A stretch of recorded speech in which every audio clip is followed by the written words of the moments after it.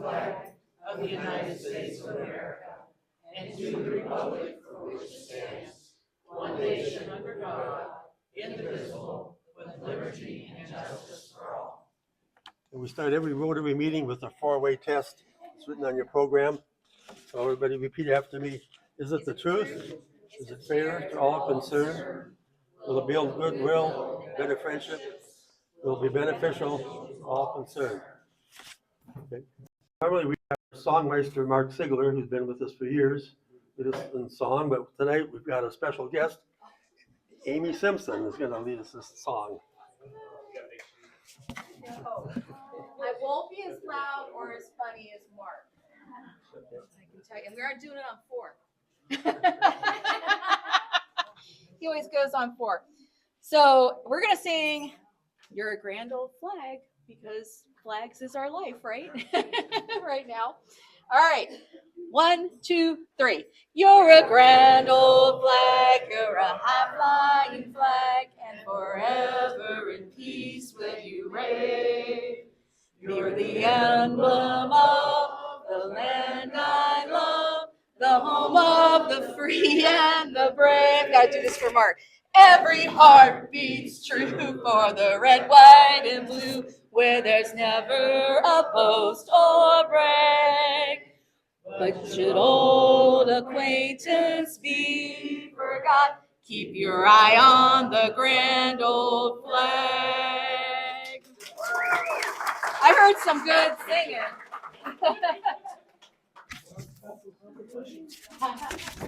Okay, I'd like to introduce our outgoing president. This is her last day on the job. She did a great job for the past year, and she'll do a little talk. Barb DeJacimo.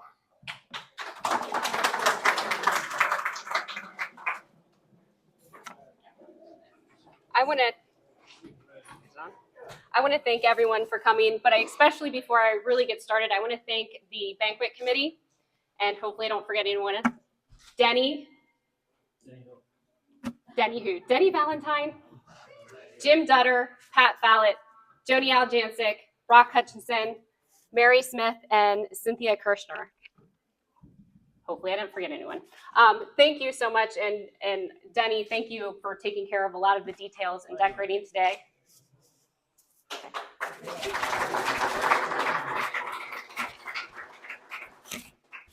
right.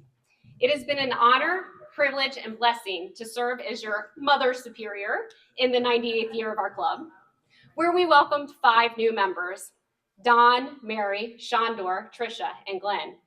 You have each contributed new life and energy to our club. As Greg likes to say, there is no day more special or more significant in a Rotary Club than the day you induct a new member. I've run the gamut of emotions this year: joy, pride, despair, hope, frustration, contentment, anxiety, gratitude, amusement, embarrassment, practically every feeling imaginable except boredom. Heck, at one point, I completely lost my marbles. Figuratively, more than I'd like to admit, literally once, right? Last year, I envisioned our club as a series of gears of many sizes and purposes, working best when we connect with others to move project and ideas forward. Tonight, I'd like to focus on how those connections across both new and seasoned members serve the community in impactful ways and created hope in the world. Our differences, different perspectives, areas of expertise, tech savviness, opinions, and focuses of service served us well. We began last year with literally providing a connection between the Y, middle school, and high school through funding a sidewalk that is used by multitudes of people daily. Not only students, but families with strollers and people confined to wheelchairs too. In creating this path, we provided not only safe passage between 2 community partners, but accessibility for all to the various sports fields. And we will end this year by beginning another project meant to connect the community in a way that is once again accessible for all ages and mobilities. Finishing the amphitheater started over 30 years ago, but I will let Randy give you those details in a few minutes as he takes his place as your new president. On your tables, there is a timeline of community service projects, social gatherings, volunteer opportunities, and causes we donated to this year, broken down by month. There's yellow sheets if you want to take a look. Starred activities are new activities or projects we sponsored this year or brought back for the first time since the COVID pandemic. If you count them up, you will find 22 stars, 22 new things we've done this year. As you can see, we use our time, talent, and treasure to serve our community well. Together, we accomplished more than ever, and I like to think we grew closer as a club by getting to know each other a little better through sharing our Rotary moments in an attempt to build goodwill and better friendships across generations. My goal number one for our club. Thank you to everyone who shared once or multiple times, the funny or fond memories, your Rotary why, what you appreciate about the club, or when or how you became a member. My goal with Rotary Moments was to deepen our fellowship by creating a shared history and connection. It was to help newer members learn about our history and for veteran members to learn about newer members' perspectives and reasons for joining. For my final Rotary moment, I'd like to connect a story Al wrote about our club with one of the unexpected obstacles I encountered this year, having to find an alternate meeting place due to the restructuring of the staff at Paradise Church. It was not the first time we left Paradise. In fact, I believe it's the 5th.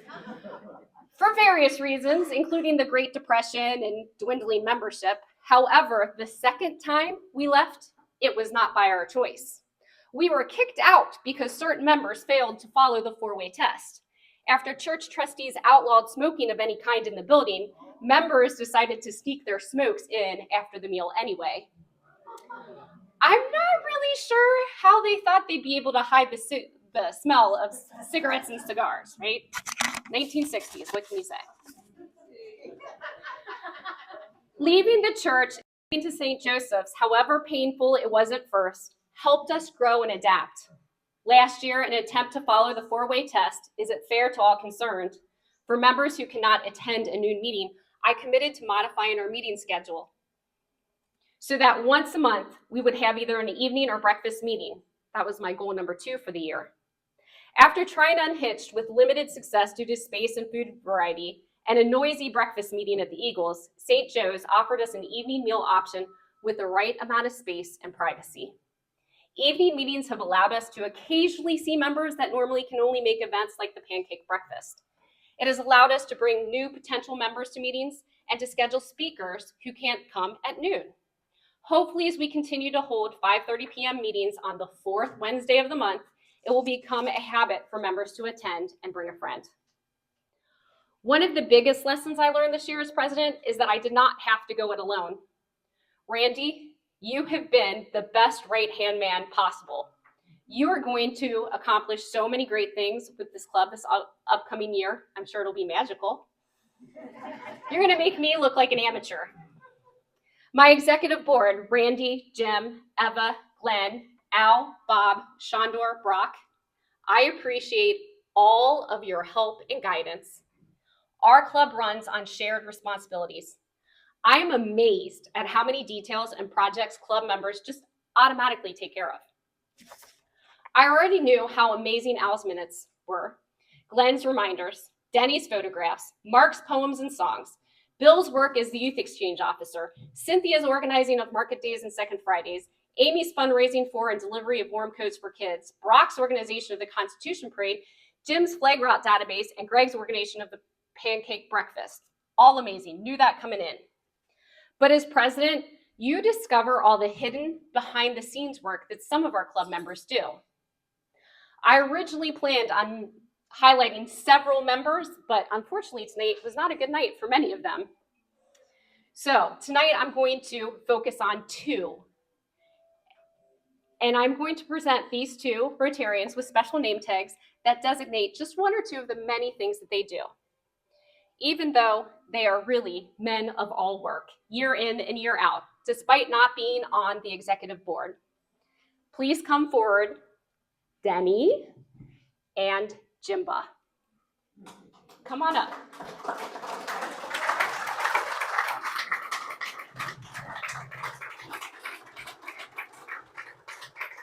Denny, you are not only our club photographer, you make our lunch signs, created a new parade banner, arranged for the military truck to transport us to the parade, find or supply parade vehicles for Citizens of the Year and exchange students, format the annual banquet program and Pancake Day placemats, and have them printed, put out our Rotary signs for all occasions, help set up the meeting room, install flag bases, designed our 100-year logo, retrieve tents and anything needed out of the barn for events, photograph each and every one of the district's exchange students, coordinate with KMG and Mr. Mikes for the banquet, and set up the room for us, and more.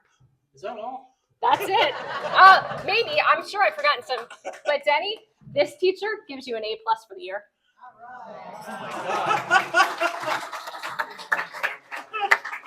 All right. I never got any attention.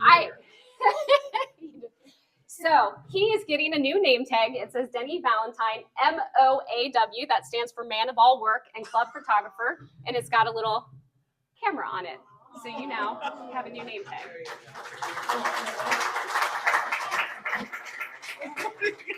All right, Jimba. You are not only our longest serving Rotarian with 51 years in the club, you maintain the flag database with Glenn. You create and assign the routes, print out and mail invoices, deliver the club mail to the president and treasurer.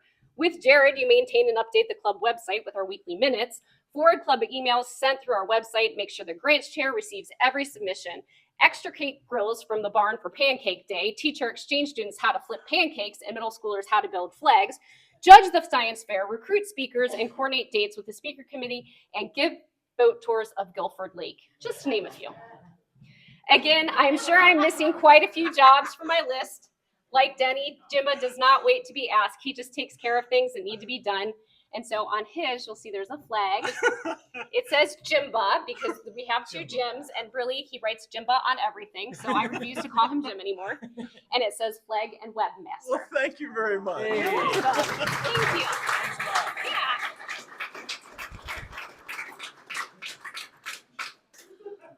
All of those accomplishments listed on the sheet at your table tonight are not possible without the hard work of each club member, but they are also not possible without money. They reminded us at the district conference, it is not the money, it's what the money can do. The flag program provides a service to the community and enables us to show our patriotism. It makes these projects possible and shows how our community comes together to support each other and make Louisville a better place. For our guests tonight, I want to say thank you. You have been an integral part of this club's success as flag volunteers. We could not post 1,394 flags in the matter of 2 days without you. And we hope to see you at future Rotary meetings and events. So from the bottom of my heart, I want to thank you for helping us create hope in the world.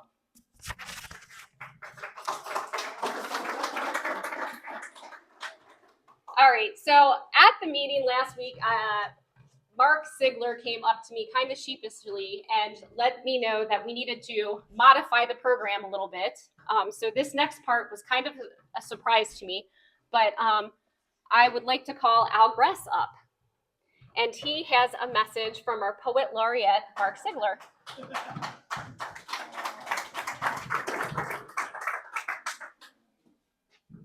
Thank you.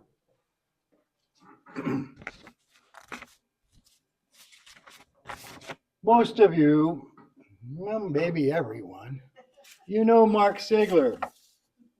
He's the club songmeister, always picking and leading the singing at each meeting.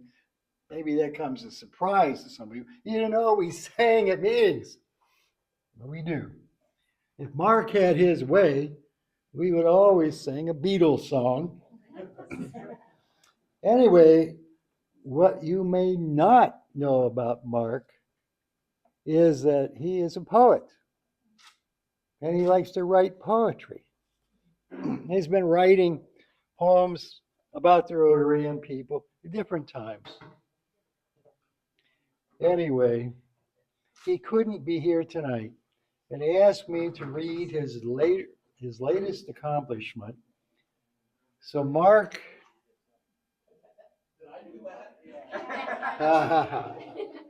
all right. I don't think so. I think it's not closer to the mic. Yeah, just keep it up to your mouth, you know, like an ice cream cone. Oh, okay. Kinda. I'll try not to remember not to lick on it or something. Here we go.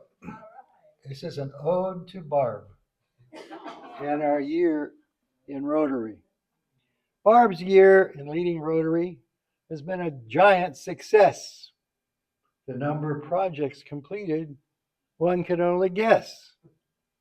Of course, our flag project rises above the rest, with Jim and Jerry, Glenn, and Denny always giving it their best. Randy helping too, along with his dedicated volunteers, makes his flag program keep going after so many years. Barb leads our warm coats distributions, along with help from Amy and the Y. Kids also getting scarves and mittens to keep them warm and dry. And who can forget Pancake Day, a total effort by the Rotary team. Syrup, sausages, and service. Barb's leadership worked like a dream. There were trails to clean up, and we extend a big thank to you, Greg. Plenty showed up to help. No need to plead or beg. Bill Wood, Tricia, and Glenn worked with students on the exchange housing and special trips. So why did their service range? And how about that sidewalk from the Y to the parking lot at school? Kids now won't get their feet wet, well, until they jump in a pool. Summer brings trailers of goodies to the farmer's market. Rotary helps set up. Cynthia tells folks where to park. You say this poem is getting lengthy? I should tell you how much more. Please listen a bit further. You'll see what we're looking for. Barb running for re-election, past the levee, leading our parade. Thankfully, we saw success, for all three was indeed made. The Christmas party at Symphony, yes, is an annual surprise treat. Rotarians let down their hair, eating something sweet. Our programs were enlightening, informative, and fun. To all program chairs, thank you. You nailed it. Well done. If ever there's a meeting in which you were not there, log on and read Al's minutes. Our secretary extraordinary. Something new this year, with months that have Wednesdays numbering more than 4. Go on. Social gatherings with ice cream and maybe a beer to pour. Keep talking. Push up on the mic. Push up on the mic. On the wire. All right, I got it. Our century celebration around the corner now does loom. To build an amphitheater, our hopes do surely zoom. So Barb, we extend much gratitude for being our president. Know that hugs and lots of blessings are to you now being sent.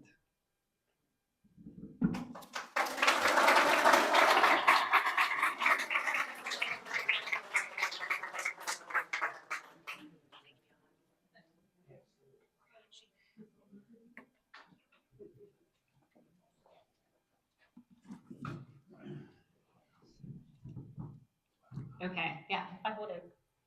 All right, now this is a really fun part. I always like this whenever I get to give awards away. That's what I tell the band kids when I did the Orion Award this year. Like, this is the fun part of the job, right? So it is my pleasure to describe to you our process and who the Rotarian of the Year is. I highlighted just 2 of at least a dozen Rotarians who do much of the invisible behind the scenes work that make our club thrive.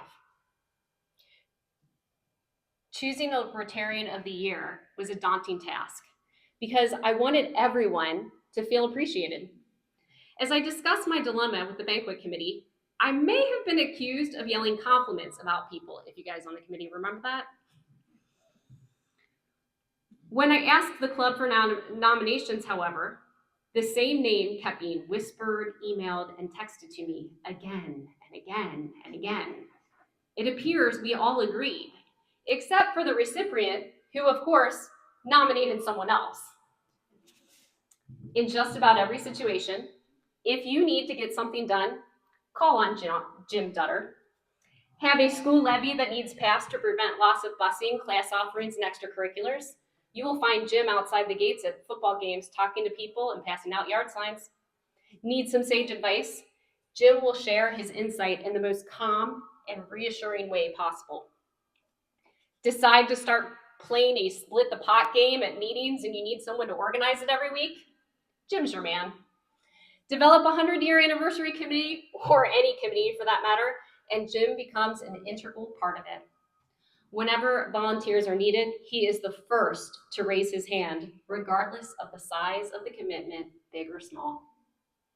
Brock Hutchinson describes our Rotarian of the Year in this way. Jim Dutter is one of the ultimate movers and shakers in our town. He is steadfast and reliable. And if you've been to nearly any event in Louisville in the last several years, it's likely that Jim has played a pivotal role in organizing and planning that event. Never one to accept acknowledgement, he has been behind the scenes working with community leaders, booking entertainment, and planning events.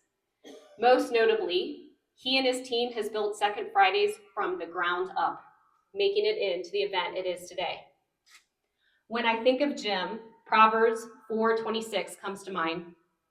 Give careful thought to your paths for your feet and be steadfast in all your ways. In other words, be like Jim. Tonight, we finally give recognition to a man that has given selfishly and abundantly to our town and our club, putting service before self. Jim Dutter, please come on up.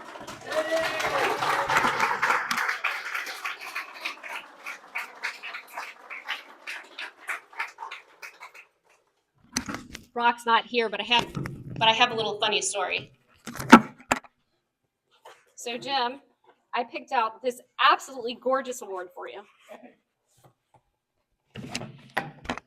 Have you ever seen anything more beautiful than that? That's beautiful. Okay. Look closely, you will see that Brock helped me with it. He had it for all of 24 hours before he broke it. It has been glued back together. So this year, the Rotarian of the Year gets 2 awards, a broken one. I thought about for a while pretending to drop it myself, but I'm such a klutz, it probably would have shattered all over the place. So this is your first one. And then I couldn't give you one that was like glued back together, but we couldn't get the same award. They were out of stock. So.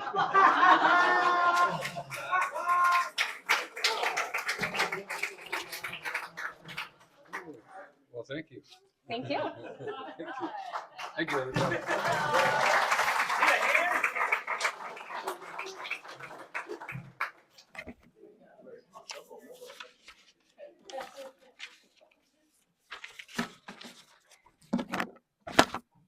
At this time, I would like to call Eva Rashan. Eva is our past president 2 times from 2013 to 14, and then last year, 2022 to 2023. She also served as an assistant district governor this year. So if everyone could give a round of applause for Eva, she is going to introduce our upcoming district governor. Okay, is this gonna work? All right. Hey, thank you all for being here. I hope you're enjoying yourself and you enjoyed your dinner. I am honored to be able to introduce our next district governor for District 6650 is Elaine Bozick and her husband, Larry. Elaine, I just want to let you know a little bit about Elaine. She's a lifelong resident of Northeast Ohio, which qualifies her for district governor.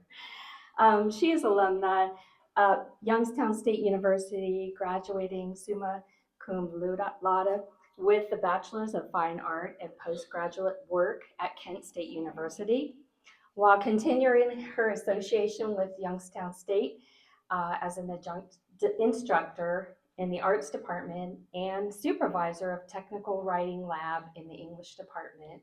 She founded Clovis Graphic Design Studios in Poland. It's your business.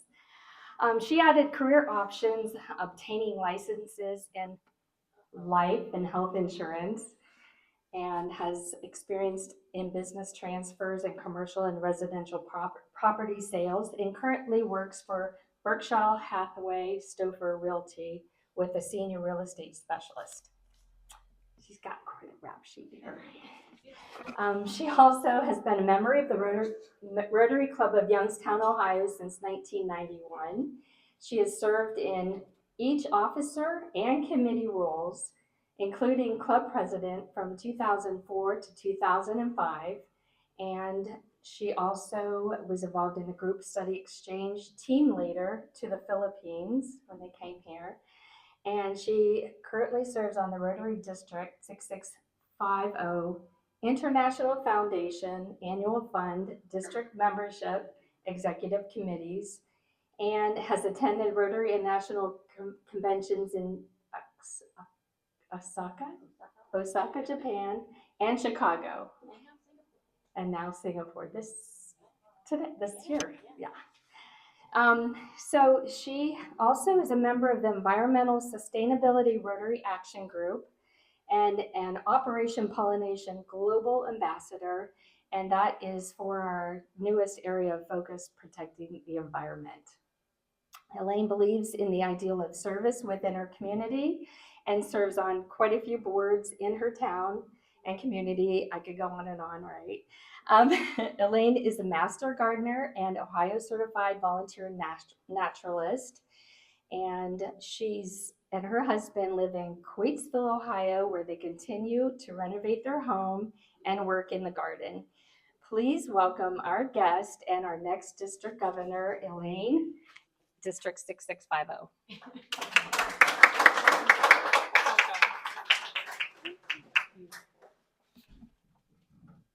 Jeremy, I am not going to occupy this microphone because this night is yours and yours, Randy. But I just want to say thank you, Ava, for that introduction.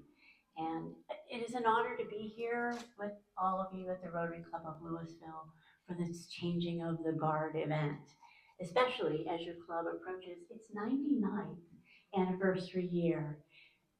Every year, we as Rotarians have an opportunity to make a difference, not only in our communities, but in the world. Appropriately, this year's Rotary theme centers around the magic of Rotary.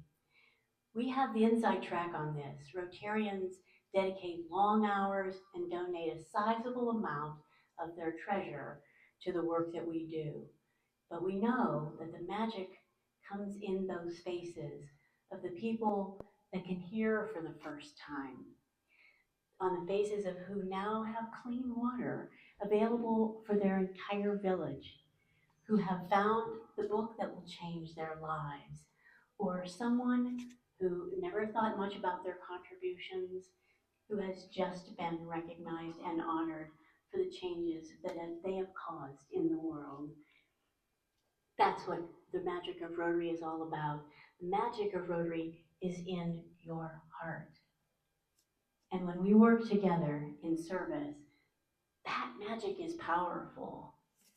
So I'm looking forward to seeing the magic come from the Rotary Club of Louisville this year, and I'm especially looking forward to getting to know each and every one of you a little bit better. And now, I believe it is time to welcome in the leadership team of 24-25. Yes. So if the club officers and board members for 24-25 will come on up.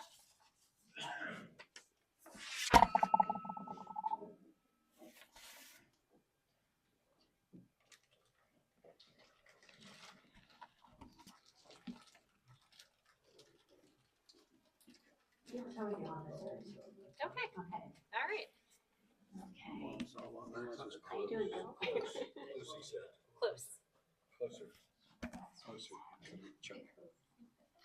Okay, officers, you have been elected to the important positions in the administration of the Rotary Club of Louisville. This is an indication of your club's esteem and confidence in all of you. They believe you will uphold the high traditions of your club, that you will give the best of your executive ability to the furtherance of the interest of your club and the carrying forward of the object of Rotary. If you agree to fulfill the responsibilities of your offices to the best of your ability, then I will ask you to raise your right hand and repeat after me. I state your names individually as we go down the line, please. Randy Starr. Jim Dutter. Lynn Heiller. Barb DeJacimo. Do solemnly pledge Do solemnly pledge that I will fulfill the duties of my office that I will fulfill the duties of my office in the Rotary Club of Louisville in the Rotary Club of Louisville to the best of my ability, to the best of my ability, and that I will support President Randy and that I will support President Randy and will abide by our club's constitution and the bylaws of this club. and will abide by our club's constitution and bylaws of this club. Want to try it again? And will abide by And will abide by our club's constitution our club's constitution and the bylaws of this club. and the bylaws of this club. Yay! Okay, Sandor is missing. Yeah, I don't see him. You got it. Okay. Okay. One of Our y'all. treasurer, yes, Who was here? he was here. I don't know. Does this mean he does not want to fulfill his Too responsibilities? late. He's already got the checkbook. He left with the checkbook. Oh, he left with a checkbook. Okay. Of course. So should So we? this- Okay. Do you want to give it Randy? Randy. Thank you. We haven't done his pledge yet. Oh, okay. Don't put that pin on just yet. President-elect, President-elect. which is Jim. Congratulations, Jim. Oh, Sandor, come on up. Should we make him say the pledge? I think he should.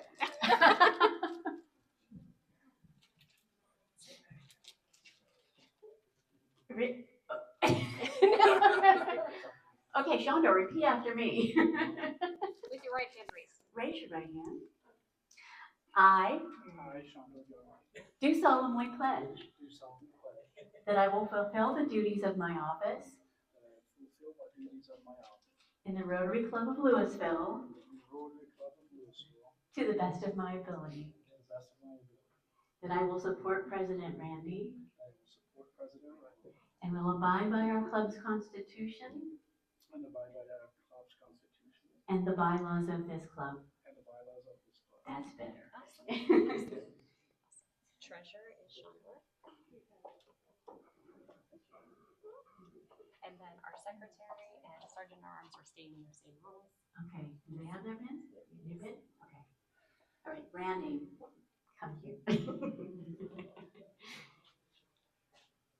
Randy, you have been elected to one of the most important positions in all of Rotary, the office of president of this club, the Rotary Club of Louisville. You were elected by the members of your club. It is an expression of their confidence in your leadership to help shape the future of this club. If you are willing to accept this responsibility, then I will ask you to raise your right hand and repeat after me.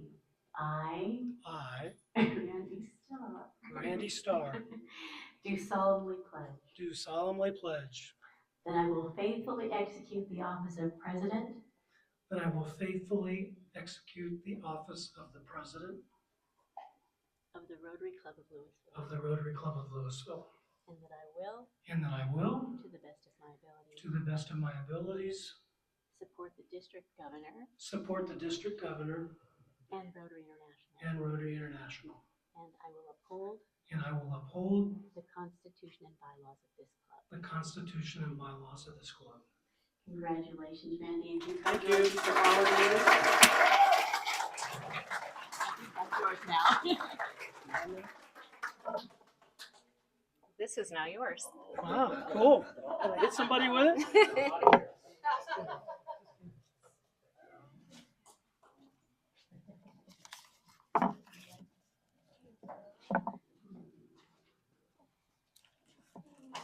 I'll make some space for you, Randy. I've got a lot of stuff up here.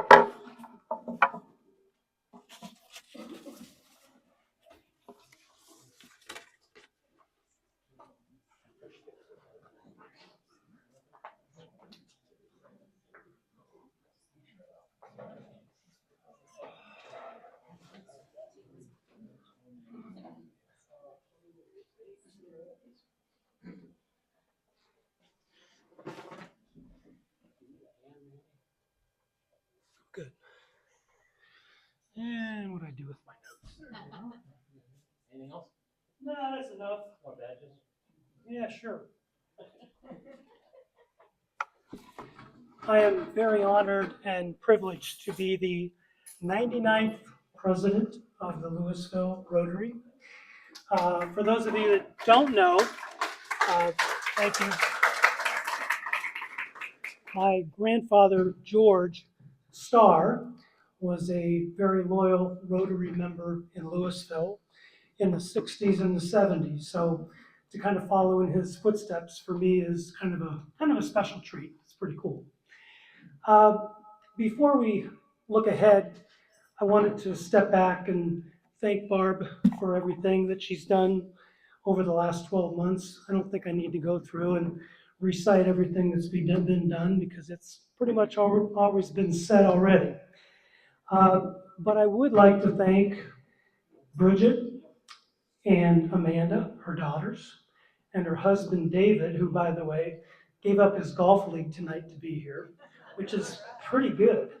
But seriously, they've allowed Barb to do a lot of work for us over the last year that's been absolutely amazing. And Barb, if you would come up here, we've got a couple things for you. Done. This is from Denny, Valentine and Company. Should I be scared? No, it's not going to explode, I promise.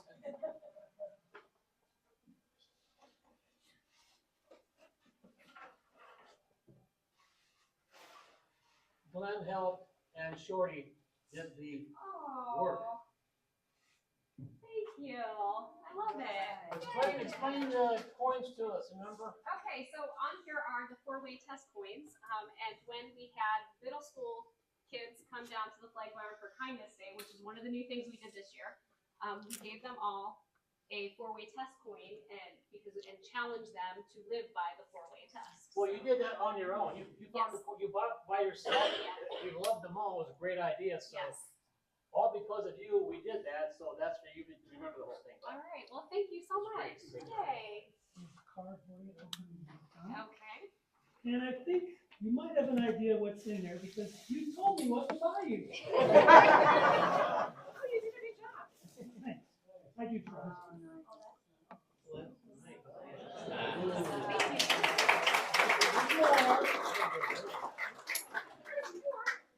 Well, wait, there's more. Oh wow! What could it be? Tissue paper. Imagine that. Oh my gosh, there is more. Oh! Holy cow. Let's go. Oh wow! I wear vests like this all the time. This is like my jam. Thank you. Oh my gosh, you guys, that's way more than enough. I appreciate it. I appreciate you so much. All yours. Thank you for everything, Barb, that you've done for our Rotary in the last year. Rather than talk about a whole bunch of new programs, we're going to focus on just a couple things tonight. Number one, there's never been a better time if you're ever interested in joining the family of the Louisville Rotary. Really two things, a heart for service and a heart for helping Louisville and Nimshillen Township be a better place to live. I was thinking about joining Rotary about, 4 or 5 years ago, and I asked my wife about joining Rotary. And Teresa, who's sitting right there. And my wife, of course, doesn't skip a beat. She says, well, you'll have to learn the Rotary secret handshake. I went around for about 5 days thinking that there really was a Rotary secret handshake. And then finally she put me out of my misery and said there really isn't a secret handshake. Folks, if you want to join Rotary, great time. There is no secret handshake. There's no initiation. We have meetings on Wednesdays at the outstation, first 3 Wednesdays of the month at noon. We have a meeting in the evening at 5:30, the 4th Wednesday at the outstation, and the 5th Wednesday. We try to have some fun and go out and do something fun. July, it's going to be Bud's Corner, so that should be a good time for everybody, I hope. One thing that I want to try to make better this year is we're going to put all of our meetings online, so that, number one, if somebody wants to join the Louisville Rotary, they can watch it online and make sure there is no secret handshake. The other reason we want to do that is because we have a lot of members who like to go to Florida in the wintertime. We also have some members who have had knees and hips and who knows what else replaced over the last few years, and it doesn't seem to be getting much better. And if they can sit at home and watch our service, what's going on, I think that's a good deal for everybody concerned. So we're going to try and do that this year and make that happen. Anybody that wants to come to our meetings, you are welcome. Your first visit's on me. I'll pay for your lunch. And I got to tell you, the lunches at the outstation are really, really good. They have a drink bar there that looks like you're walking into a Sheetz gas station. It's got everything and anything that you ever want to drink except alcohol. Got to make sure that we make sure that that's correct. Also, moving forward, Barb mentioned that this is year 99 of the Louisville Rotary. When I was a kid growing up in Louisville, we had the JCs, we had the Kiwanis, we had the Lions, we had the Rotary, and I'm not sure if there's anything else, but the only one that's still standing is the group that's here today. And next year we're going to be celebrating our 100th anniversary. That's pretty awesome. We're going to do 3 initiatives, and we're working on those, and we're working on a couple of them for a long time. One, if you're ever interested in buying a 100-year anniversary Rotary t-shirt, it'll be without the dirt, of course. These are $20, and if you'd like to order one, all we need is your size, $20, and either a phone number or an address to deliver it to. We've mentioned Brock tonight a lot of times. Believe it or not, the library will print these for us. The library made our name tags that we all have on. It's pretty awesome what they can do at the library, and that's a shameless plug because they deserve it. The second program that we're going to be doing, September 27th of next year, it's a Saturday night, we are going to be celebrating our 100-year anniversary at the water's edge. And it's going to be a special night. We have a lot of work to do to prepare for that meeting. We want to take a look back at the 100 years of this organization and really, truly enjoy that. Our speaker is going to be the lady who happens to be on the magazine cover this week, Stephanie Urchek. We secured her as our speaker a long time ago. I've heard Stephanie speak twice, once down in Minerva, once down in Columbus.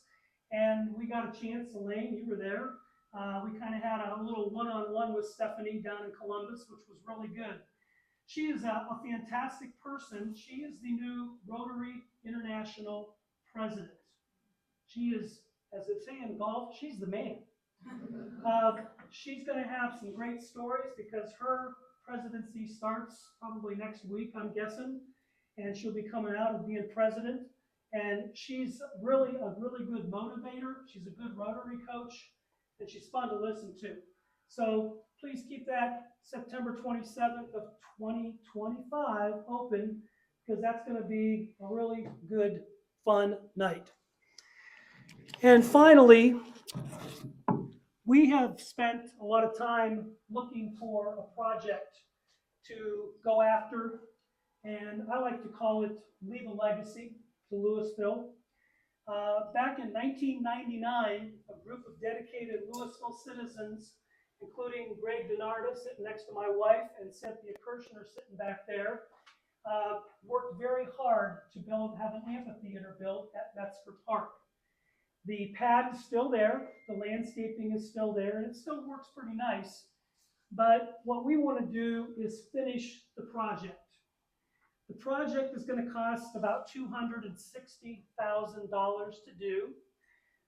We have a consultant who is working with us to obtain some grants. No guarantees on the grants. We're going to get money from foundations, from businesses, and from individuals who hopefully are willing to donate to this project. We are working with the Louisville Community Foundation, who the checks will be written to. They are a 501c3, so anything that was given to the Amphitheater Metzger Park project will be tax deductible, and you will receive a letter saying that. The amphitheater project will look remarkably like this. Capley and Associates is the same architect that is building the library. So we've got a lot of synergy there. Some of the things that we're going to do at for the amphitheater, one, we're going to put a 70-foot long canvas cover over it so that it can be used in different seasons. That canvas will be able to be put up in the spring, taken down in late fall, so it doesn't have to go through the winters like the typical amphitheater base does. We need to construct a 520 lineal foot path or road, 5 feet wide, from the library property all the way down to the amphitheater to make it handicap accessible, and also to move equipment down there if you want to have a concert or something like that. This is in no way going to compete with Second Friday. Those are totally different projects. So nothing to do with Second Friday about moving there. That's not happening. But that path is going to be good for the handicap. We're also building a 20-foot by 20-foot cement pad next to the amphitheater for wheelchairs and things as well. Lighting, security, additional electrical power to be able to run some things. And there will also be some landscaping and some things. Catch basins have to be built out in the front to keep the water from standing as well. What we're going to do is we're going to have 4 levels of giving for the amphitheater. Someone gives $100, that's the bronze level. $500 is the silver level, $1,000 is the gold level, and $5,000 is the platinum level. Each donor of those dollar amounts, there will be a granite plaque next to the amphitheater, and your name will be engraved on that forever. And this is something that we can do as an organization and as a town, facilities, to do this. It's going to be used. Brock, I've talked to Brock many times. He's really excited for the library to use the amphitheater. Same thing with Amy at the YMCA. She's nodding her head yes, so I didn't make it up. The schools could be the Louisville Theater type group, and there's a lot of other organizations and groups that could use that. This last weekend, there was a Chamber Fest up in Metzger Park, and my wife and I took a drive up there, and there was a stage up there, and I'm sure it wasn't free, but they could have used, maybe they could use an amphitheater in a year or so that they could use for those concerts and things. Just a thought. Finally, if you're interested in giving money to this, there are brochures on the table. There's a QR code on there. There's a lot of good information there. Again, the checks will be made out to Louisville Community Foundation. My wife and I talked last week. We are giving a check to the Louisville Community Foundation for the amphitheater in the amount of $5,000 to get this thing started.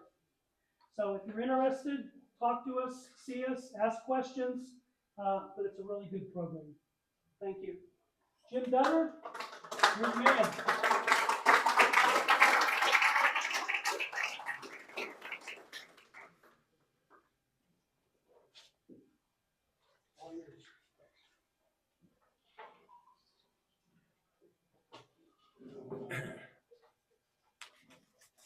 So I'm excited to present this next couple because I've known them for, I don't know, 16 years. And they're 2 of the most interesting people that you will ever have the opportunity to meet. And they're here, they're from Akron. Just a little background on them. They met in high school, and they were best friends in high school. They shared common interest of biking and hiking and skiing and anything to do with the outdoors.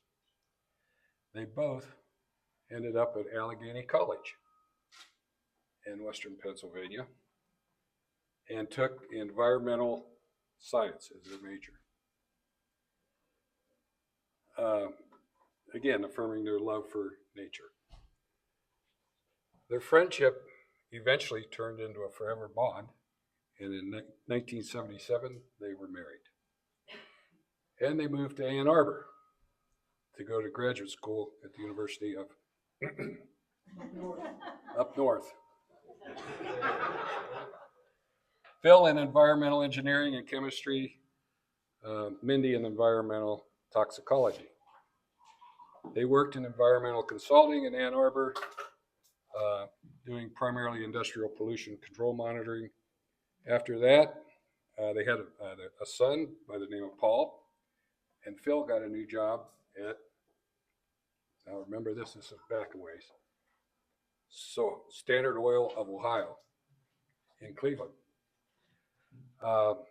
in the environmental division. And in 1989, they had a daughter by the name of Laura. And they moved to London.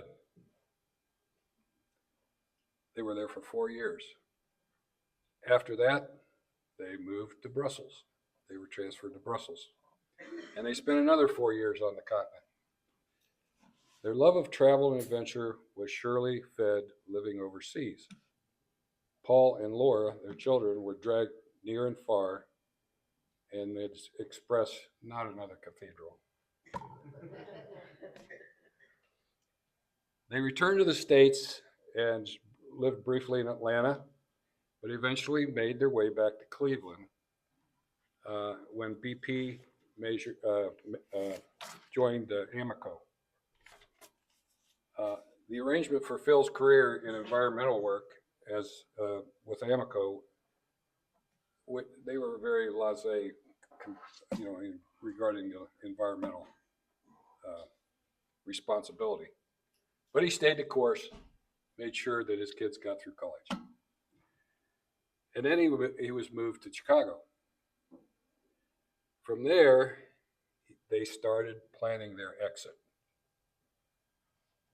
And in 2008, they moved from a second floor condo in Chicago to a 23-acre farm in Homeworth, Ohio, and started a business called Breezy Hill Farm Organic Produce.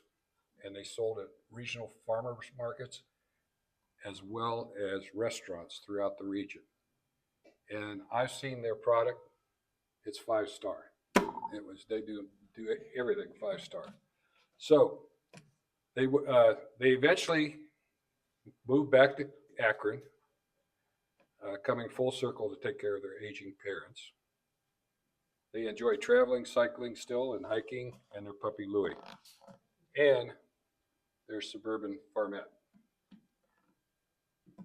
I wanted to bring them to speak to you because they just, in the last, 6 months or so, took a trip to Vietnam and Cambodia. And it's not just any trip, it's a spectacular trip. And I want them to be explaining it to you. Phil and Mindy Bartholomae.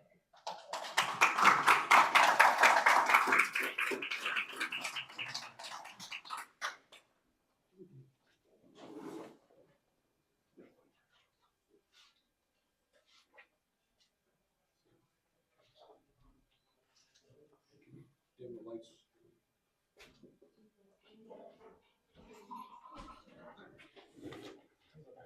Where's the lights at? Test it out. Testing 1, 2. Are you working? Let's see. Oh, here we go. Keep that close to the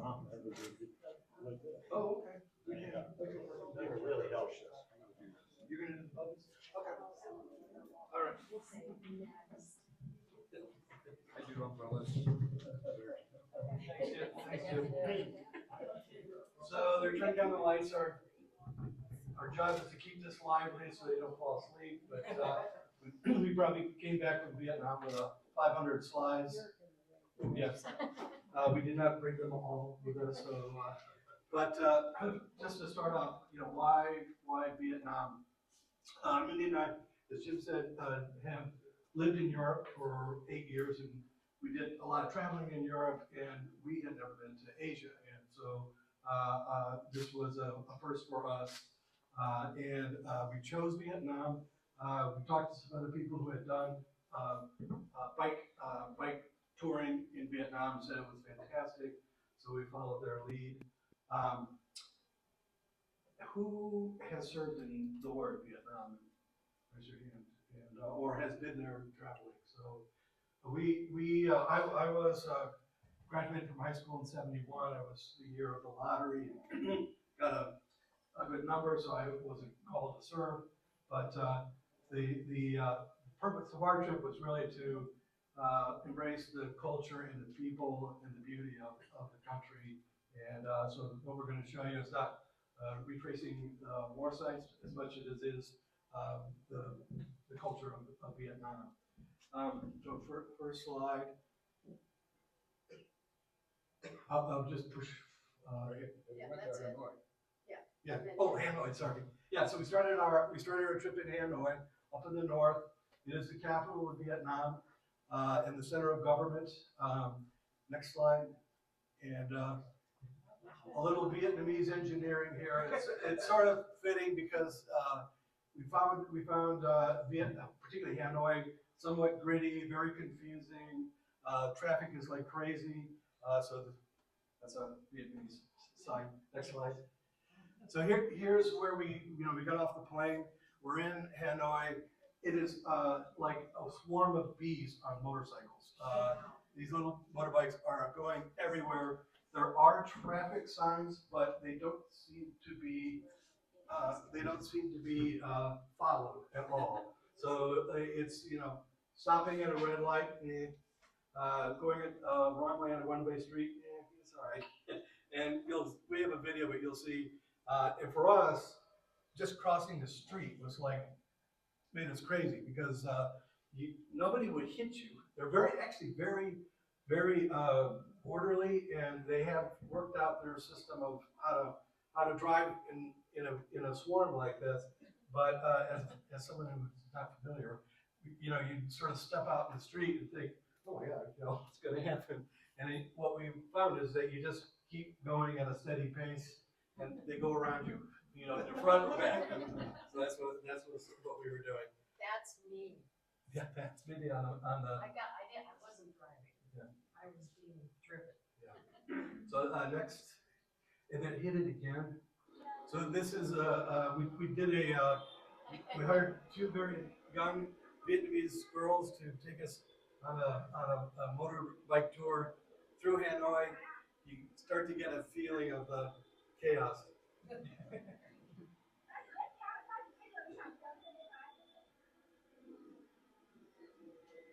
There's an intersection coming up that's good.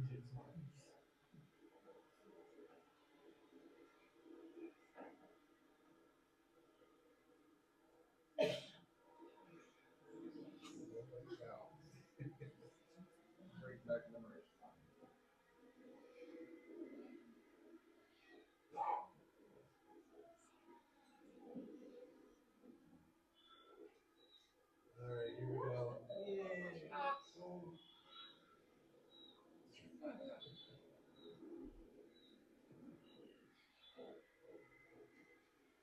All right. So one of the things that we did on this trip, this was an island called Banana Island, and it's right in the middle of Hanoi.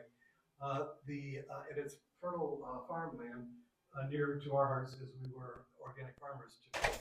But it's land owned by the government. Pretty much all the land in Vietnam is owned by the government, but it's leased out to individuals, mostly like an unemployment program, where they can grow food. And what we found was food is grown everywhere across the country, in backyards and front yards, and very little grocery stores. Most of the food commerce is done basically in the streets with people who produce it themselves. Next. Street food is amazing. It's everywhere in Vietnam, Hanoi, Saigon, Ho Chi Minh City. You'll find these little tiny stools and tables, and you just pull up, and the food is just excellent. So, next. And to give you some idea, the national dish of Vietnam is pho, P-H-O, pho, and like the big bowl of noodle soup is pho, and there are endless varieties of noodle soups, and they're absolutely delicious. So, we're tag team. We're tag team. So we're obviously not professionals here, but anyways, again, just want to say thank you for having us. That was so sweet of you to invite us. We really appreciate it. And this is just really such an amazing group. We've never been to a Rotary meeting before, so you guys are pretty amazing. Yeah, and again, just this whole decision to take this trip was really sort of a huge leap of faith, and especially the fact that we are avid bicyclers, but we had no idea how demanding the riding would be, and so stay tuned. But we obviously pieced together a lot of excursions, and we were there for a full month. So it was great to be able to split that up into other portions. In Hanoi, I think we stayed there at least 3 days. So we really got immersed in the city itself. So Hanoi in the north, of course, the mausoleum is there, which is where you can stand in line for a very long time and see supposedly the interned body of Ho Chi Minh. And a lot of people sort of refute that and say that that's not really him, but obviously most people really believe it is. So we did not stand in line, but this is a huge museum, and you can see the architecture. We were just like kind of blown away because it's very, very Russian looking, but obviously with the communist connections, there's no surprise. So next slide. So a little intimidating, you see a lot of military walking in, but there's, Ho in so many different forms in this museum. And it was, God, he is so highly revered and, worshipped in that country. So it's a pretty powerful feeling to be aware of that. And these were our two guides. We just walked in, really didn't know what to expect or how we would sort of interpret the museum, and they were so precious. And they obviously were very proud of their English, and I believe it was the one on the right who did most of the speaking, the one on the left was sort of an intern. But, the exhibits were incredibly moving and leading up to the war, but then sort of reenactments of some of the sites during the war and just the awareness of lives lost. And our little guide on the right just started weeping. I mean, it was really, really poignant to sort of be aware of the importance of this man to the people of this country. So next. Yeah, and it's just incredible. They're so proud of this. This is a whole park dedicated to the ruins of B-52 bombers, the airplanes. Those were just parts of airplanes. And I believe it was the one guide who had told us that, in fact, it's interesting because Ho Chi Minh died in 1960, before the end of the war. But apparently, they felt like he could see into the future, that he actually predicted that these bombers were going to come and bomb their country, and so that they were able to develop, anti-bombing and all sorts of radar and militaristic equipment to prepare themselves for the coming of the B-52s, and they really truly believed that. They also truly believed that the Hanoi Hilton was really a nice place to be. So A little bit of propaganda. yeah, just a little bit of propaganda. This is actually what's considered the Temple of Literature, and it dates back to 1070, and it's primarily the studies and the scholars of Confucius. And next slide, it was just precious. There were groups of school children everywhere, and it's a common practice that all the children from the country come there to get inspired. And they stand together and they sing songs, and of course they were so adorable and so friendly and waved to us and all. So that was great. All right, let's see, next one. Now this is very interesting. This is called Train Street. And it really is a tourist trap, if you will, but this is actually an active train line that runs that close to the buildings there. So it has become this very sort of touristy, but I mean, how can you resist? Part of Hanoi where they have all these cafes and tables lined up right next to these train tracks. And okay, get ready for the next one. We're gonna go for a thrill ride, double. You all sit and wait, and then all of a sudden, Phil was so freaked out by it that's all you see All you now. see is Mindy's head. Oh, you didn't? No, that's all right. It's all right. Anyways, it comes frighteningly close, and we were with another couple. She had her young son, and I was just being very motherly and trying to hold him against the building so that he didn't get crushed by the train. All right. Perfume Pagoda, again, just a short trek out from Hanoi up into the mountains. So next slide. They're karst mountains, they're limestone mountains. They're very interesting. Lots of caves in the mountains. And actually, the Perfume Pagoda is in a cave. It's a Buddhist temple inside a cave on the top of one of these mountains. Next slide. Because it's a sacred area, they use these boats called sampans, and they're rowed by Vietnamese women up the river to get to the base of the mountain, where you then trek up to make your pilgrimage to Buddha. So the biggest holiday in Vietnam is the New Year, Tet. And it's in the early July, or early February rather. We just missed it. And it is, this is like the Mecca, the Hajj, the pilgrimage to Mecca. This is just completely packed with boats and people making a pilgrimage to this temple. Next slide. And you can see they make offerings at all the altars, and the offerings can be fruit, it can be incense, it can be cookies, it can be cans of Coke, cans of beer, whatever. I mean, whatever you think Buddha needs to give you a good blessing. And this was one of the offerings that you could do. They drag the eels out of the river, and for a small fee, you can set the eels free as an offering to Buddha. So Mindy's making our offering.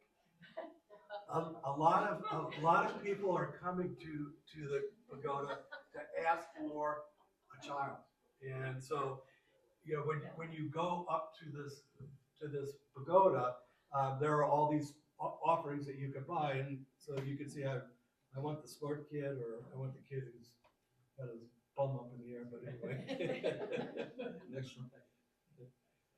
So there's at the base of the mountain, there's a number of Buddhist temples or pagodas, and this is a prayer wheel. Next one. You can see there's the Perfume Pagodas up on the top of the mountain, and these are other Buddhist temples or shrines down at the base. Incense is a very, very popular offering. I think the name Perfume Pagoda refers to the incense, the smell of the incense. And there's baby Buddha next. And this is inside the cave. So the cave, again, is the pagoda. There's drippings coming down, and the lore is that if you can, get a dripping on your hand, and it's a blessing from Buddha. And there's a monk that is praying at the temple, and he's got a drum, and he's drumming his drum. It's very impressive. My turn. Yeah, next. Next up. Next up, yeah.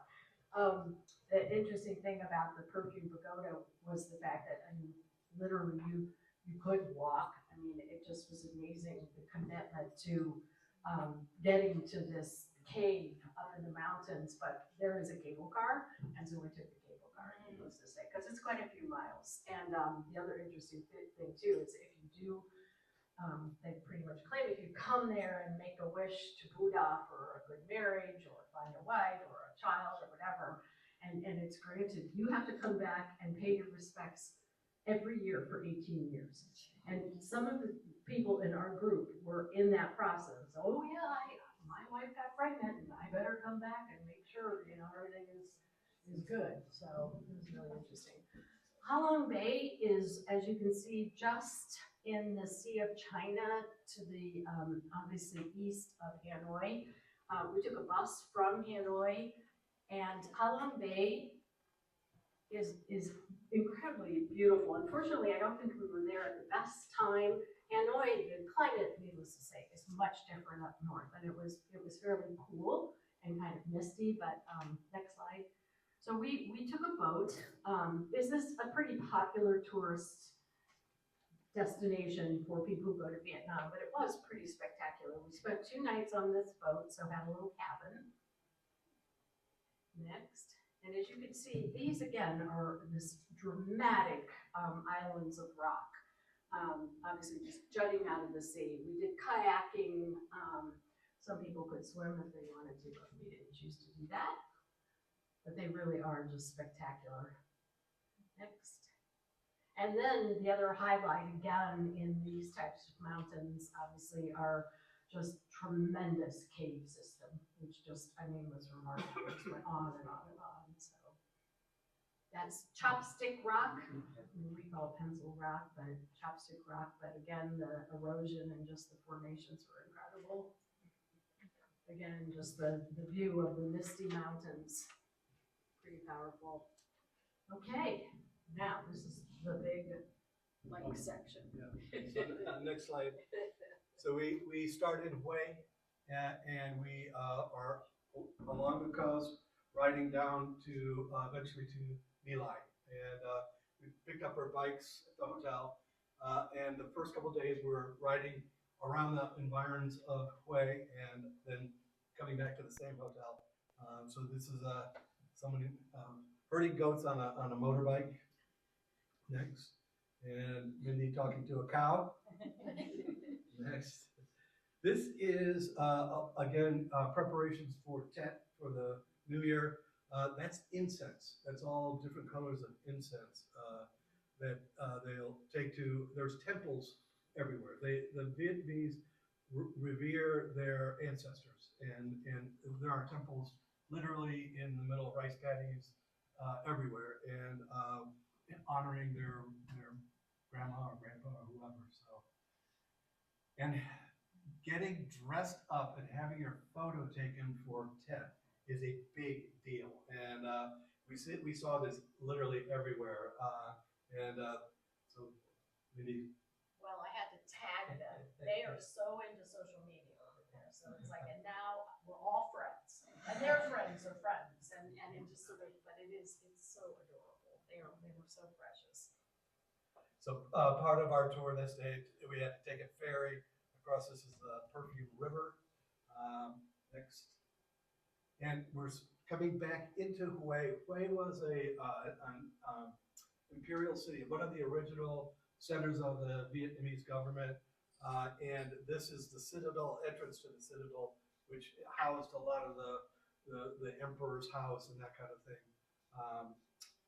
And it's a walled area. Next. And this is the central market in Hue. There's a very famous dish called bun bo Hue, bun bo from Hue, and this is where we got our bun bo Hue. Is that it? That's all you did. Yeah, I mean, I'm sure you've heard of Anthony Bourdain. He obviously is just an incredible person, and we did get some tips as to where to eat, and the bun bo Hue, which again is this other noodle soup, and he had it in the market, the picture of the market that we had before. It was just hysterical. It's this older woman. They just had these ginormous pots of boiling broth. And I mean, again, we did eat everything and we're alive to tell our tale, you know, so we never got sick. It was pretty incredible, but the bumbo way, boiling pot, and then they throw all this raw meat that's just kind of sitting out there, but it's delicious. Okay, so after leaving Hue, this is when we're really starting to get on the road, just the two of us. We had, obviously it was supported, so we stayed in hotels and they moved our luggage for us every day, so that's pretty sweet. We were on our way to Lang Ho, again, just riding through these markets. This was so great. Came around the corner and Vietnamese coffee is the bomb because it's, you know, highly sweetened and man, it really energizes. So we came around the corner, we were kind of hot and we didn't see a little coffee shop, but we did ask a woman if she knew a coffee shop and she said, wait, you know, and Phil gave her some money and she goes, 10 minutes. And we waited and then it seemed like it was longer. So we just started riding down the road. Well, sure enough, we look behind us and we hear, she's got 2 iced coffees with straws in a bag and catch us up with us to give us our coffee. So, I mean, this is the you know, how generous and lovely the people were. So it was pretty great. So, all right, next. Yeah, this was an interesting district, and this was what was kind of neat. We had these sort of like, they're called Wahoo, but it's like a GPS guide on our bikes, and they would also tell you places to stop. And I don't know if you've ever in a Chinese restaurant or a market, these little skinny straw mushrooms. This is where they grow them. They're covered in plastic and it's all lined with hay bales. And unfortunately at this time they were not growing, but there's just like a whole district with nothing but these little mushroom growing huts. So that was pretty cool.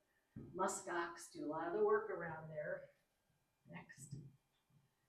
And then eventually we go out of the more rural, or not rural, more farming vicinity. And again, because this portion of the trip was along the coastline, we start to get into more fishing villages. And so, as you can see, there's areas cordoned off.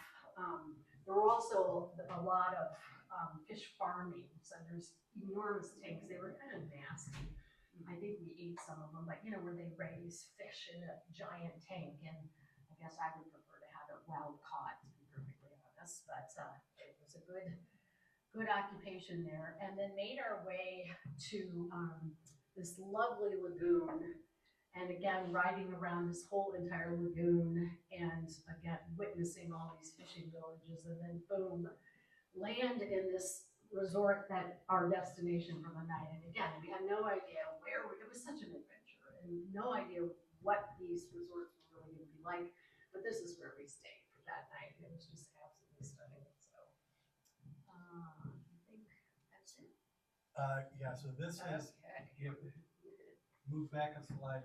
So we're leaving the fishing hamlets and going, on this particular day, we rode 80 kilometers.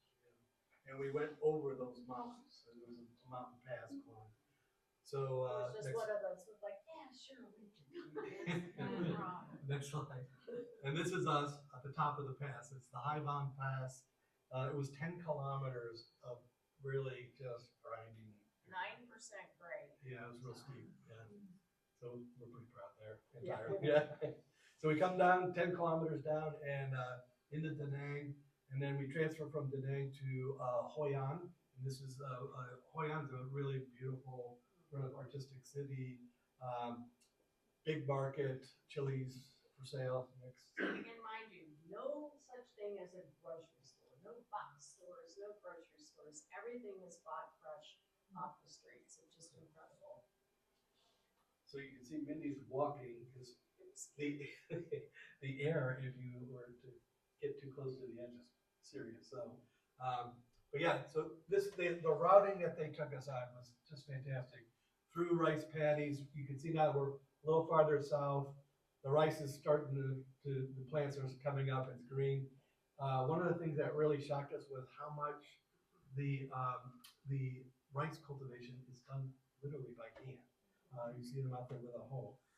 In the next slide, here's a woman who's transplanting rice plants by hand, you know. So it's pretty remarkable. This is kind of very typical, the kind of roads we were riding on. We didn't know what to expect, but they're mostly lanes that we share with the motor scooters, and they're mostly in really bad shape. So it's concrete, but it's really all broken up, and so we got jarred around quite a bit. So that's Yeah, so that was also another sort of learning curve too, to realize that the roads were not in very good shape. So, 40, 50 kilometers doesn't sound too bad, but when the roads are pretty crappy, it's a long day. Nisan is it's a Hindu ruin, very famous as well. Interesting also though, because we saw a lot of craters left from the bombing during the war. So, and some of the actual ruins, which are very considered highly sacred, obviously by India, because they are Hindu. So that was pretty striking. Okay, next. Again, that's like our prototype front yard. All those amazing lush veggies growing. More the countryside. Piggies in the front yard. And some of my favorites. I mean, how can you expect, you ride around here and if you encounter a dog in the country, forget it. They're going to be on your tail. These dogs were just so dear. And everybody had a dog in their front yard or in, their little place of business, and they were just so precious. So I'm a dog lover, can you tell? This is another section that we're riding, and these are a type of eelfish. Lots of things drying out along the road because that was the one access point for pure sun to be able to dry things. So amazing.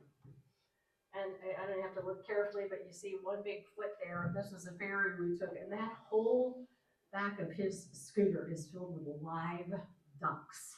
So, and it just, it was sort of heartbreaking. It was a little hard to see, but what they couldn't carry on those motor scooters, it was amazing. All right. Ho Chi Minh City. Next slide. So we're now down in the south. And yeah, so this, this is like a department store, but everything is decorated for tent. And like those, they look like cherry blossoms. They're fake. They wire each flower onto the branch, but very, very colorful. We talking with people, they get like the whole week off for tent, and they spend it with their family. It's a real big holiday for them. And again, here's pictures, getting dressed up and having your photo taken for Tet. Next. And this in Ho Chi Minh City is the Temple of 10,000 Buddhas. And you can see the big Buddha, and there's offerings to Buddha on the altar. And then behind him are 10,000 small Buddhas. Each one is a remembrance of ancestor that has passed away. 10,000 Buddhas. Also near Saigon, Ho Chi Minh City, we went to the Chu Chi tunnels that were used, I think they were south of Saigon to basically escape. And they had a kind of extensive tunnel network and these different traps and things like that for war. Well, it was mostly the Viet Cong would hide out there. Yeah. Another famous dish is bun chow. It's like a pancake, so you can see them making pancakes and stuffing them with vegetables, and it's delicious. And we talked about Vietnamese coffee. There's like a coconut coffee, and there's one that's like this is egg coffee. Yeah, this is like egg custard. Egg custard, yeah. Next. Okay. All right. This coming on. Yeah. You guys okay? Yeah. I know it's a long night. Yeah. So now we're at the Mekong Delta. So we took a bus then from Saigon, and again, just a little background on Saigon too. Just that was interesting to see the contrast too, because obviously it's a modern city and it's much more lively. And there's a lot more department stores, and it's where the young people go. So it's sort of an issue in the country now because a lot of the younger people from the north do want to go down there. Hanoi is considered a lot more conservative, so it's sort of interesting to see the dynamics there. But boy, a lot more lively. So yeah, this was the boat. This was the last part of our excursion, starting at the Mekong Delta. And again, this was the boat that we were going to be on then for the next 7 nights, I think it was. And okay, next. And this was when we were now more with a group. So we had bikes. Bikes were on the boat. They followed us in the boat. And then every day we got our bikes to a point where the boat would dock, and then we would have an excursion day. So this was one of the first days. This is a newer temple, which is just incredibly ornate and elaborate. Next. Again, just the painting, so you can tell, I mean, it's fairly new, but interesting, again, Vietnam is essentially non-religious. You know, 80+% of the people are not, they don't consider themselves religious. They consider themselves spiritual. So they do worship ancestors and, you know, go through rituals and routines every day in honor and lighting incense. Whereas in Cambodia, it is predominantly Buddhist. So it's very interesting, very, very big contrast. I love the eye and just, again, how ornate. This was another island that we rode on that was just, again, focused. Of course, you can imagine the richness of the islands in the Mekong Delta and the populations of people that live there. And they all had various centers. And that's all bougainvillea. And they also grew just any exotic fruit you could possibly picture. So it was really beautiful. This was amazing. We had actually ridden our bikes by some of these earlier in the trip when we were doing the solo trip. These concrete, really ugly buildings. You hear this tweet, tweet, tweet, tweet, tweet, tweet, you know, and it's like, that doesn't sound real at all. It's almost like it's trying to scare birds away. Well, in fact, this is where they attract, I don't know what kind of bird it is, to come in and nest to make birds' nest. And they harvest the birds' nests for the birds' nest soup. Apparently that whole industry is still alive and well, and actually you see much more of these in the countryside. And I looked it up, and I remember just hearing how exorbitant, I think it's like $1,000 per pound that they can get for birds' nests. And I guess they can purify them to a certain extent, but yeah, it's a really pretty, you know, booming enterprise there, so. Okay. And this is coming into, this was just, again, some of the sites along the Mekong River, just the village life, you know, perched out over the river. The floating plants, there's quite a bit of those, and you'll see on the next slide, they are considered a water hyacinth.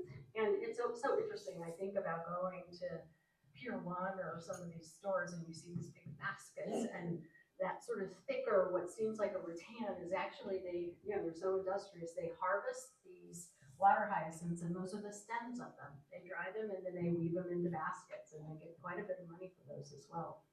Next. Now, some of our drivers, there was obviously, since you're in a delta and there's water everywhere and you're going from island to island, there's lots of ferries. Love it. Another scene of herbs drying along the roadside. This was a particular island that was pretty remote and not as accessible as others. So the people, it was really cool. Forgot to mention too, just on our bike rides, I mean, how friendly the people were. And the little children, especially, would come running out and go, hello, hello, and wave and try to practice their English. And, what's your name? What's your name? You know, they had a few phrases, which was wonderful. This, again, are herbs that they've harvested from the jungle. Of course, they have all sorts of medicinal purposes. And it's open and free to the village to come and take what they want and use what they want. So those were our guides. They were wonderful. They were all either Vietnamese or Cambodian, and just got to ask so many questions about their lives, their history. You know, to hear of one's grandma who actually was responsible, one of the people who built the Ho Chi Minh Trail. And can you imagine? You know, so just direct history. It's pretty powerful. A lot of the islands focused on weaving. When you drive by, you hear the looms, the hand looms. These This gentleman was making a type of scarf. Next slide. Oh yeah, just the industrial scene now coming into Cambodia. So, and heading towards Phnom Penh. Next. Another, again, because the religion was somewhat different, this was pretty typical also in Vietnam, but many of the burial grounds are very ornate sort of temples for the individuals, and obviously depending upon how wealthy you were, the more elaborate they were. And there's a particularly good one. The you sort of see at the end of the railings there. What are they? This is Naga. Naga. Naga is a seven-headed snake that is, it's actually a protector. So Yeah. Naga keeps the evil spirits away. Yeah, You'll see them a lot in the architecture. Okay. And so this was another island called Silk Island, and just so fascinating. We saw this also in Saigon, but you know, just the whole art of making silk. And it really is a worm, and they only eat the mulberry leaf from a mulberry tree. They spin the cocoons, these are the cocoons, and then next slide. And this is a boiling pot of cocoons, and as they boil them, obviously the larvae inside comes out, and you know, they eventually eat them. But the silk itself, she takes a leaf that's sort of spiny and pulls out just one strand, and it just keeps coming and coming and coming, and that's what she's weaving around the loom there. So that's raw silk. Friend.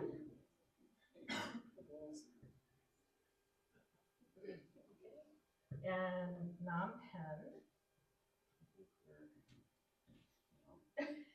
Keep going. All right. Yeah, and the big city, it was interesting because we did get a little bit of history. You know, it's again emerging. Obviously, you know, so many of these places are really working towards, you know, advancement. But this is more of a typical scene in Cambodia along the river. Okay. Sampans. A lot of the families actually live on them, but of course fishing is a huge industry there. Big market again in Phnom Penh, obviously all the red and all the different colors, you know, in preparation for Tet. I know, we just had to take a picture. Those are actually tarantulas. I know, fried tarantulas, and then the next one are fried cockroaches. But we laughed because didn't you all think that, oh yeah, the Vietnamese eat bugs, you know, this is what you've heard is going to be the new protein source of the future. Well, we were told this is really just for the tourists. They don't, you know, you don't see insects and bugs and bright things like that everywhere. They eat pretty lovely. But we had to take a picture. Scrawny chickens. Yeah, and so again, this is The Imperial Palace. yeah, and so again in Cambodia is more of, what did we say? It's a parliament. But there is a monarch. And constitutional monarchy. Yeah. So there's a king, and of course it's so ostentatious, and everything is gold and blah blah blah blah. So, okay. All right, and so then our final piece of the trip was up into Cambodia, Siem Reap, just a wonderful, wonderful town there, and Angkor Wat, and it's a World Heritage Site, and it was so it's over 300 temples. And the goal was to try to get it at sunrise. So they woke us up at 5:30 and took us there. We were on our bikes, and it was just phenomenal. At one point, so it was built in 1150. It was Hindu initially, and then became Buddhist. And it was the ancient Khmer capital of the city of Angkor. And it is considered the largest religious structure in the world. So, and I heard some statistic too that at one point, in the kingdom of Angkor, it held 1/10 of the world's population one time. So, you know, just phenomenal. And it's everywhere. This, I don't know how many acres it occupies, but there are, you know, as I said, over 300 temples and, okay. Entrance to one of the temples, you see the Buddha head in there. And I mean, the detail is just incredible and how well preserved it is. And this was, you know, Laura Croft, what's it called? Tomb Raider. Tomb Raiders. Anybody see that movie? Well, this is where it was filmed. And you'll see that the banyan trees have just overgrown everywhere. And of course, they were concerned about preservation, but they've left it and obviously decided that was the better way to go. Next. Yeah, and you can see, I mean, it's just phenomenal, really something. And last but not least, so in Siem Reap, it was pretty amazing. Obviously, the issue of landmines is still alive in Cambodia and Vietnam. And this was just so fascinating, part of our tour.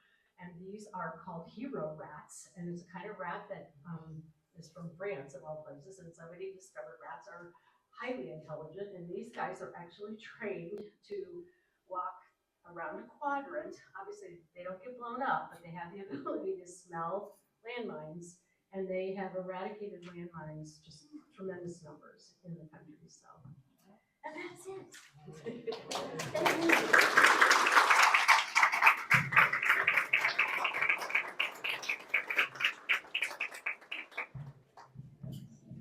Thank you so much for being here tonight. I hope your food was good. You enjoyed the program. If anybody wants to order a t-shirt, come on up. We'll take your money. If you want to talk Rotary or the amphitheater, I'll be up here as well. Thank you and have a good evening.